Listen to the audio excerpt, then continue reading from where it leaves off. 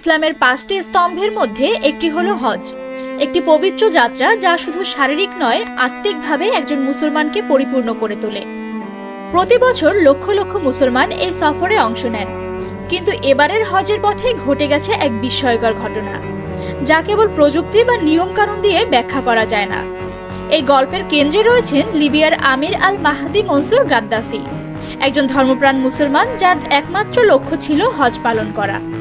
দৃঢ় বিশ্বাস আর সততা নিয়ে লিবিয়ার দক্ষিণাঞ্চল থেকে রাজধানীর আন্তর্জাতিক বিমানবন্দরে পৌঁছান আমির। কিন্তু সমস্যা বাধে তার নাম নিয়েই। তার নামের শেষাংশে গাদ্দাফি থাকায় ইমিগ্রেশন কর্মকর্তারা তাকে সন্দেহের চোখে দেখেন। সাবেক লিবিয়ান শাসক মুয়াম্মার গাদ্দাফির নামের সঙ্গে মিল থাকায় শুরু হয় জটিলতা। অন্য সব যাত্রীরা একে একে বিমানে উঠলেও আমির তখনও দাঁড়িয়েছিলেন অনিশ্চয়তার ঘুরে। ইমিগ্রেশনের আনুষ্ঠানিকতা শেষ হতে হতেই বিমানের দরজা বন্ধ হয়ে যায়। পাইলট জানিয়ে দেন আর কোনোভাবেই দরজা খোলা হবে না।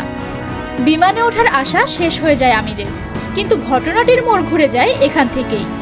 বিমানটি আকাশে উড়েও যান্ত্রিক ত্রুটির কারণে ফেরত আসে, অথচ সেবারও আমিরকে উঠতে দেয়া হয় না। দ্বিতীয়বারও একই রকম ত্রুটি, আবার অবতরণ। বিমানটির যাত্রীরা তখন নিঃশব্দ। কেবিনে ছড়িয়ে পড়ে এক অদ্ভুত আবহ। হঠাৎ ক্যাপ্টেন ঘোষণা দেন আমিরকে ছাড়া এই বিমান এক পাও এগোবে না। বিমানবন্দরের পরিবেশ যেন এক নিমিষেই বদলে যায়।